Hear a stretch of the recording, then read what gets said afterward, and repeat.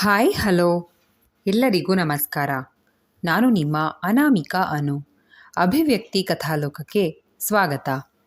ಇನ್ನೂ ಯಾರೆಲ್ಲ ಈ ಚಾನಲ್ಗೆ ಸಬ್ಸ್ಕ್ರೈಬ್ ಆಗಿಲ್ಲ, ದಯವಿಟ್ಟು ಸಬ್ಸ್ಕ್ರೈಬ್ ಮಾಡಿಕೊಂಡು ಪ್ರೋತ್ಸಾಹ ನೀಡಿ. ಇಲ್ಲಿ ಪ್ರಸಾರವಾಗುವ ಕಥೆಗಳನ್ನು ಕೇಳಿ ನಿಮಗೆ ಇಷ್ಟವಾದರೆ ಲೈಕ್ ಕೊಟ್ಟು ಕಮೆಂಟ್ ಮಾಡಿ ಹೆಚ್ಚು ಹೆಚ್ಚು ಶೇರ್ ಮಾಡುವುದರ ಮೂಲಕ ನಮಗೆ ಮತ್ತಷ್ಟು ಪ್ರೋತ್ಸಾಹ ನೀಡೋದನ್ನು ಮರಿಬೇಡಿ. ಬಾಳದೋಣಿಯಲ್ಲಿ ಕಥೆಯ 17ನೇ ಅಧ್ಯಾಯವನ್ನು ನೀವೆಲ್ಲರೂ ಕೇಳಿ ಆನಂದಿಸಿದ್ದೀರಾ ಅಂತ ಭಾವಿಸ್ತೇನೆ. ಹಾಗಾದರೆ 18ನೇ ಅಧ್ಯಾಯವನ್ನು ಶುರು ಮಾಡೋಣ. ಬಿಡದಿ ಬಳಿ ನಿಲ್ಲಿಸಿ ಫೇಮಸ್ ತಟ್ಟೆ ಇಡ್ಲಿ ತಿಂದು ಪ್ರಯಾಣವನ್ನು ಮುಂದುವರಿಸಿದ್ರು.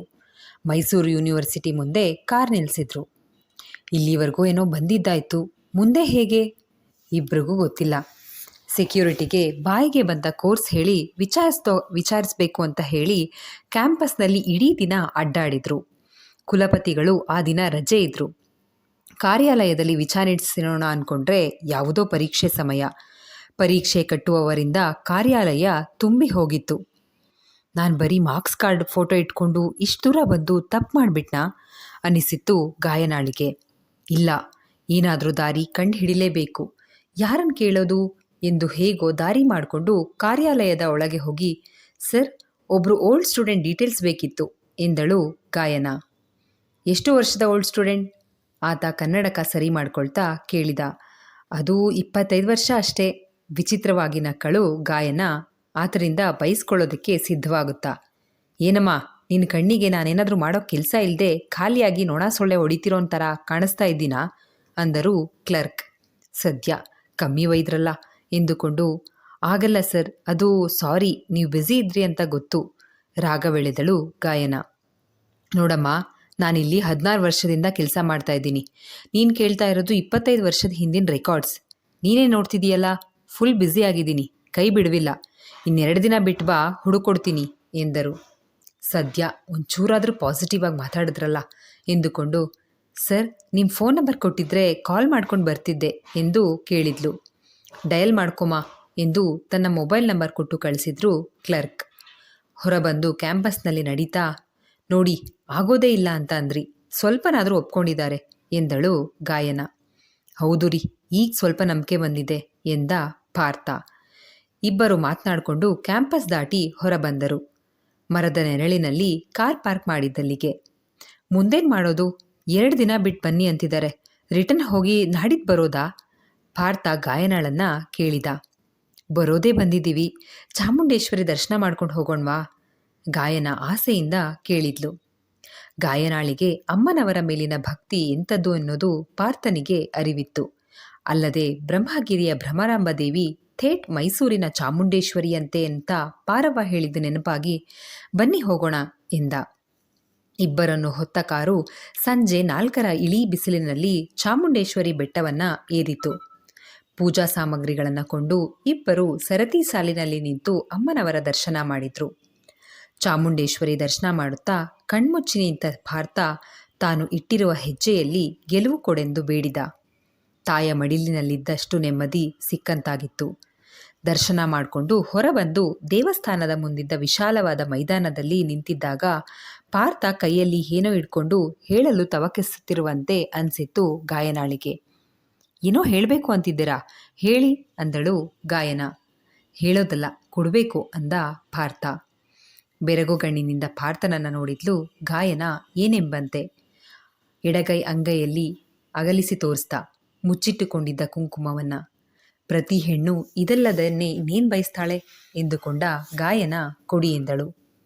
ಹೆಬ್ಬೆರಳು ತೋರ್ಬೆರಳ ಸಹಯೋಗದಲ್ಲಿ ಚಿಟಿಕೆ ಕುಂಕುಮವನ್ನು ಗಾಯನಾಳಿಗೆ ಕೊಡುವಾಗ ಪಕ್ಕದಲ್ಲಿ ಹಾದು ಹೋಗುತ್ತಿದ್ದ ಹೂಮಾರೋಳು, ಏನಪ್ಪ ಹೆಂಡತಿ ಕೈ ಕೊಡ್ತಿದೆಯಲ್ಲ, ಕುಂಕುಮನ ಹಣೆಗೆ ನೀನೇ ಇಡು. ಅಮ್ಮನವರ ಸನ್ನಿಧಾನದಲ್ಲಿ ಸಂಬಂಧ 100 ಕಾಲಕ್ಕೂ ಸದೃಢ ಆಗಿರುತ್ತೆ ಎಂದವಳು, ಹಂಗೆ ತಗಳಪ್ಪ, ಹೂ ಮುಡ್ಸು ಎಂದು 2 ಮೊಳ ಮೈಸೂರು ಮಲ್ಲಿಗೆಯನ್ನು ಕೊಟ್ಟಳು. ಪಾರ್ಥ ಗಾಯನಾಳ ಹಣೆಗೆ ಕುಂಕುಮವನ್ನಿಟ್ಟು ಹೂ ಮುಡಿಸಿ ಹೂವಿನ ಹಣವನ್ನು ಹೂಮಾರೋಳ್ಗೆ ಕೊಟ್ಟ. ಇಬ್ಬರು ಚುರುಮುರಿ ತಿಂದು ಬಂದು ಕಾರನ್ನತ್ತಿದ್ರು ಬೆಂಗಳೂರಿಗೆ ಹಿಂದಿರುಗಲು. ಸ್ವಲ್ಪ ಮುಂದೆ ಬಂದು ಕಾರ್ ನಿಲ್ಲಿಸಿ, ಮುಸ್ಸಂಜೆ ಸೊಬಗು ಬೆಟ್ಟದ ಮೇಲೆ ನೋಡುವುದೇ ಚಂದ, ಅದೆಷ್ಟು ಲಕ್ಕಿ ಅಲ್ವಾ ಮೈಸೂರವರು ಎಂದು ಪಾರ್ಥ ಮುಳುಗುತ್ತಿದ್ದ ಭಾಸ್ಕರನನ್ನು ನೋಡಿ. ಹೌದು, ಸಾಂಸ್ಕೃತಿಕ ನಗರಿ ಅಂತ ಸುಮ್ಮನೆ ಹೇಳಲ್ಲ ಎಂದಳು. ಸುತ್ತಲಿನ ವಾತಾವರಣ ಹಿತವಾಗಿತ್ತು. ಮುಡಿಯಲ್ಲಿ ಭಾರತ ಮುಡಿಸಿದ ಮಲ್ಲಿಗೆಯ ಕಂಪು ಸುಸ್ತಿತ್ತು. ಹಣೆಯಲ್ಲಿ ಕುಂಕುಮ ಬಿದಿಗೆ ಚಂದ್ರಮನಂತೆ ನಳನಳಿಸುತ್ತಿತ್ತು. ಬೆಟ್ಟದ ದಾರಿ ಸಾಗಿ ಮುಂದೆ ಚಲಿಸುವಾಗ ಜನಸಂಚಾರವಿಲ್ಲದ ಕಡೆ ಪಾಪ ಯಾರೋ ಒಬ್ಬ ಹೆಂಗಸು ಟೂ ವೀಲರ್ನಲ್ಲಿ ಬಿದ್ದುಬಿಟ್ಟಿದ್ರು. ಪಾರ್ಥ ಅವರನ್ನು ನೋಡಿ ಕಾರ್ ನಿಲ್ಲಿಸಿದ್ದ. ಗಾಯನ, ಪಾರ್ಥ ಇಬ್ರು ಇಳಿದು ಬಿದ್ದವರನ್ನ ಎಬ್ಸಿದ್ರು. ನೋಡಲು ಸುಶಿಕ್ಷಿತರಂತೆ ಕಾಣ್ತಾ ಇದ್ರು. ಮೇಡಮ್, ಏನಾಯ್ತು ಹೇಳಿ, ಆಸ್ಪತ್ರೆಗೆ ಹೋಗೋಣ ಎಂದಳು ಗಾಯನ. ಆಕೆ ನಿಧಾನವಾಗಿ ಎದ್ದು ಕೂರ್ತಾ, ಯಾಕೋ ಸಡನ್ಲಿ ತಲೆ ಸುತ್ತ ಬಂದಂಗಾಯ್ತು, ಬಿದ್ಬಿಟ್ಟೆ ಅಂದರು. ಪಾರ್ಥ ಬಿದ್ದಿದ್ದ ಸ್ಕೂಟಿಯನ್ನು ಸರಿಯಾಗಿ ನಿಲ್ಲಿಸಿದ. ಮೇಡಮ್, ಮೊಣಕೈ ತರ್ಚಿದೆ ನೋಡಿ, ಹಣೆಗೂ ಪೆಟ್ಟು ಬಿದ್ದಿದೆ. ಬನ್ನಿ, ನೋವಿರೋ ಹಾಗೆ ಕಾಣ್ತಿದ್ದೀರಾ, ಆಸ್ಪತ್ರೆಗೆ ಹೋಗೋಣ. ಮತ್ತೊಮ್ಮೆ ಗಾಯನ ಹೇಳಿದಾಗ ಆಕೆಯ ದೃಷ್ಟಿ ತನ್ನ ಸ್ಕೂಟಿಯ ಕಡೆ ಹೋಯಿತು. ಡಿಕ್ಕಿಲಿ ಮೊಬೈಲ್ ಇದೆ, ಕೊಡ್ತೀರಾ ಪ್ಲೀಸ್? ಹತ್ತಿರದಲ್ಲೇ ಪರಿಚಯದ ಗ್ಯಾರೇಜ್ ಇದೆ, ಬಂದು ಗಾಡಿಯನ್ನು ತೊಗೊಂಡು ಹೋಗೋಕೆ ಹೇಳ್ತೀನಿ ಅಂದರು. ಪಾರ್ಥ ಮೊಬೈಲ್ ತೆಗೆದುಕೊಟ್ಟ. ಆಮೇಲೆ ಕಾಲ್ ಮಾಡಿ ತಿಳಿಸಿ ಪರ್ಸ್ ಮತ್ತು ಮೊಬೈಲ್ ಹಿಡಿದು ಕಾರ್ ಹತ್ತಿದ್ರು. ಹೆಚ್ಚೇನು ಒಳ ಏಟ್ಗಳಾಗಿರಲಿಲ್ಲ. ಡಾಕ್ಟರ್ ಡ್ರೆಸ್ಸಿಂಗ್ ಮಾಡಿ ಪೇಯ್ನ್ ಕಿಲ್ಲರ್ ಇಂಜೆಕ್ಷನ್ ಕೊಟ್ಟು ಮಾತ್ರೆಗಳ ಪ್ರಿಸ್ಕ್ರಿಪ್ಷನ್ ಬರ್ಕೊಟ್ಟು, ಇವತ್ತು ನೈಟ್ ಪೇಯ್ನ್ಗೆ ಜ್ವರ ಬರಬಹುದು, ಟ್ಯಾಬ್ಲೆಟ್ಸ್ ತಗೊಳ್ಳಿ ಅಂದರು. ಡಾಕ್ಟರ್ ಆಕೆಗೆ ಪರಿಚಯವೇ ಇದ್ದವರು. ಆಸ್ಪತ್ರೆಯಿಂದ ಹೊರಬಂದವರು, ಮೇಡಮ್ ನಿಮ್ಮ ಮನೆ ಎಲ್ಲಿ ಹೇಳಿ, ಡ್ರಾಪ್ ಮಾಡಿ ಹೋಗ್ತೀವಿ ಅಂದರು. ಆಟೋದಲ್ಲಿ ಹೋಗ್ತೀನಿ ಎಂದರು ಬಲವಂತವಾಗಿ. ಸರಸ್ವತಿಪುರಂ ಎಂದರು ಆಕೆ. ಕಾರಿನಲ್ಲಿ ಕೂರ್ತಾ ಹೇಳಿದರು. 10 ನಿಮಿಷದಲ್ಲಿ ಆಕೆಯ ಮನೆ ಮುಂದಿದ್ರು. ಇಷ್ಟೆಲ್ಲ ಸಹಾಯ ಮಾಡಿದವರನ್ನ ಮನೆಗೆ ಕರೆದು ಉಪಚರಿಸದೆ ಹಾಗೆ ಕಳಿಸೋದು ಸೌಜನ್ಯಹೀನರಲ್ಲ ಆಕೆ. ಇಬ್ಬರನ್ನ ಬಲವಂತವಾಗಿ ಮನೆಯೊಳಗೆ ಕರ್ಕೊಂಡು ಹೋದ್ರು. ಮೇಡಮ್, ಮನೇಲಿ ಯಾರೂ ಇಲ್ಲ ಅನ್ಸುತ್ತೆ ಎನ್ನುತ್ತಲೇ ಆಕೆಯನ್ನು ಹಿಂಬಾಲಿಸಿ ಮನೆಯೊಳಗೆ ಹೋದರು. ನನ್ನ ಹಸ್ಬೆಂಡ್ ದುಬೈನಲ್ಲಿ ವರ್ಕ್ ಮಾಡ್ತಾ ಇರೋದು. ಇಯರ್ಲಿ 2 ಮಂತ್ಸ್ ಬರ್ತಾರೆ ಅಷ್ಟೇ, 2 ಟೈಮ್ಸ್ ಬರ್ತಾರೆ. ಮಗ ಕೆನಡಾದಲ್ಲಿ ಓದ್ತಾ ಇದ್ದಾನೆ, ಸೊ ಇಲ್ಲಿ ನಾನೊಬ್ಳೇ ಇರೋದು ಅಂದರು ಆಕೆ. ನಾನು ಇಲ್ಲೇ ಯೂನಿವರ್ಸಿಟಿನಲ್ಲಿ ಕನ್ನಡ ಪ್ರೊಫೆಸರ್ ಆಗಿದ್ದೀನಿ. ಕನ್ನಡದ ಮೇಲಿನ ಅಭಿಮಾನ ನನ್ನನ್ನು ಇಲ್ಲೇ ಉಳಿಸ್ಕೊಂಡಿದೆ. ಅಂದಹಾಗೆ ನನ್ನ ಹೆಸರು ರತ್ನ ಎಂದು ಪರಿಚಯ ಮಾಡಿಕೊಂಡ್ರು ಆಕೆ. ಹುಡುಕುತ್ತಿದ್ದ ಬಳ್ಳಿ ಕಾಲಿಗೆ ತೊಡರಿದಂತೆ ಆಗಿತ್ತು ಗಾಯನ ಮತ್ತು ಪಾರ್ಥ ಇಬ್ಬರಿಗೂ. ನೀವು ಮೈಸೂರವರಾ? ಕಾಫಿ ಟೀ ಏನು ತಗೋತೀರಾ ಎಂದರು ಆಕೆ. ನಮ್ಮದು ಮೈಸೂರಲ್ಲ, ಬೆಂಗಳೂರು. ಹೀಗೆ ಒಂದು ಕೆಲಸದ ಮೇಲೆ ಬಂದಿದ್ವಿ. ನಿಮಗೆ ಹುಷಾರಿಲ್ಲ, ಯಾಕೆ ತೊಂದರೆ ತಗೋತೀರಾ? ಕಾಫಿ ಟೀ ಏನೂ ಬೇಡ ಎಂದಳು ಗಾಯನ. ಇದೆಲ್ಲ ಸಣ್ಣ ಪುಟ್ಟ ತರ್ಚ್ಗಾಯ ಅಷ್ಟೇ, ಇಷ್ಟಕ್ಕೆಲ್ಲ ಒಬ್ಬರೇ ಇರೋರು ಕೇರ್ ಮಾಡಬಾರ್ದು ಎಂದಾಗ ಆಕೆ ಒತ್ತಾಯಕ್ಕೆ ಮಣಿದು, ಕಾಫಿ ಆಗಬಹುದು ಅಂದಳು ಗಾಯನ. ಏನು ಕೆಲಸದ ಮೇಲೆ ಬಂದಿದ್ರಿ? ನೋಡಿದ್ರೆ ಹೊಸದಾಗಿ ಮದುವೆ ಆಗಿದ್ದೀರಾ ಅನ್ಸತ್ತೆ. ತಾಯಿ ದರ್ಶನಕ್ಕೆ ಬಂದಿದ್ರಾ ಅಂದರು ರತ್ನ. ಇಲ್ಲ, ತಾಯಿನ ಹುಡ್ಕೊಂಡು ಬಂದಿದ್ವಿ ಎಂದಳು ಗಾಯನ. ಮೈಸೂರಿನ ಯೂನಿವರ್ಸಿಟಿಯಲ್ಲಿಯೇ ಆಕೆ ಪ್ರೊಫೆಸರ್ ಆಗಿರೋದ್ರಿಂದ ಸಹಾಯ ಯಾಚಿಸುವ ಉದ್ದೇಶದಿಂದ. ತಾಯಿನ ಹುಡ್ಕೋದಾ? ಅಂದರೆ ನಿಮ್ಮ ತಾಯಿ ಯಾರಾದರೂ ಮಿಸ್ ಆಗಿದ್ದಾರಾ? ಯಾಕೆ ಕೇಳ್ತೀನಿ ಅಂದರೆ, ವಯಸ್ಸಾದವರು ಗೊತ್ತಾಗದೆ ಏನಾದರೂ ಬಂದ್ಬಿಟ್ಟಿದ್ದಾರಾ ಅಂತ. ಅಳೆದು ತೂಗಿ ಕೇಳಲೋ ಬೇಡವೋ ಎಂಬ ಹಾಗೆ ಕೇಳಿದರು. ಇಲ್ಲ, ನಮಗೆ ನಿಮ್ಮಿಂದ ಒಂದು ಸಹಾಯ ಆಗ್ಬೋದು ಅನ್ನಿಸ್ತಿದೆ.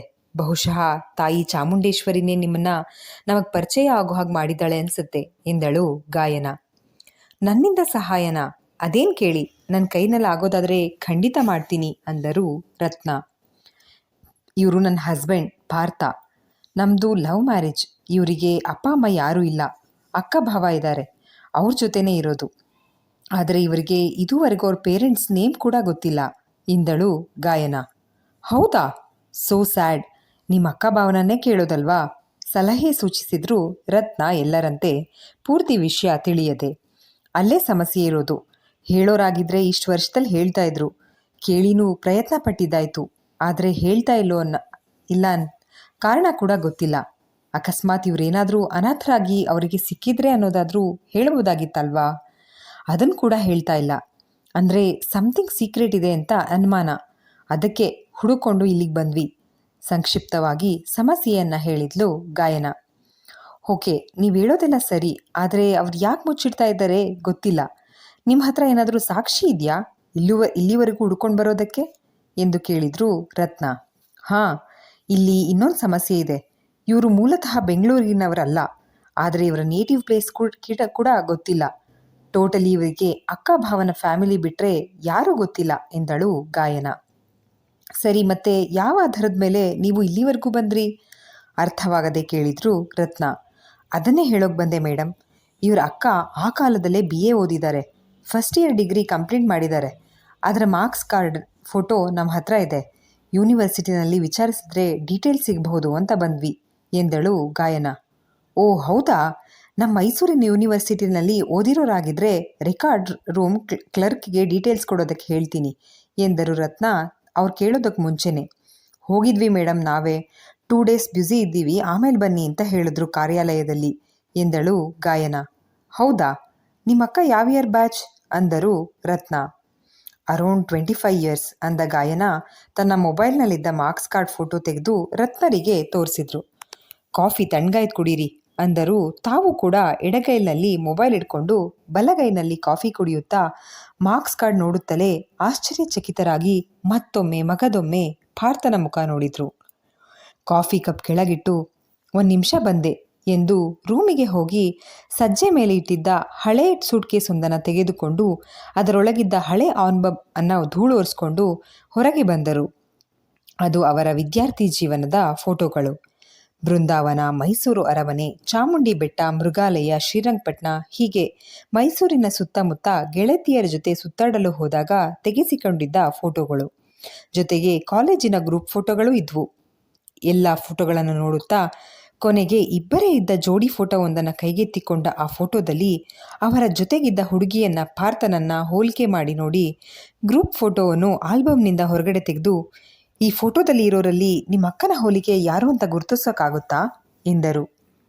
ಪಾರ್ಥ ಗ್ರೂಪ್ ಫೋಟೋವನ್ನು ಕೈಗೆತ್ತಿಕೊಂಡು ಅದರಲ್ಲಿ ತನ್ನ ಅಕ್ಕ ಪ್ರಮೀಳಾಳ ಹೋಲಿಕೆಯನ್ನು ಮಾಡತೊಡಗಿದ್ದ ಕೊನೆಗೆ ಒಬ್ಬ ಯುವತಿಯನ್ನು ತೋರಿಸಿ, ನಮ್ಮ ಅಕ್ಕ ಇದೇ ಥರ ಬರೋದು ಎಂದ ಗಾಯನಾಳಿಗೂ ಇದು ಪ್ರಮೀಳಾ ಹೋಲಿಕೆಯೇ ಅನಿಸಿತ್ತು.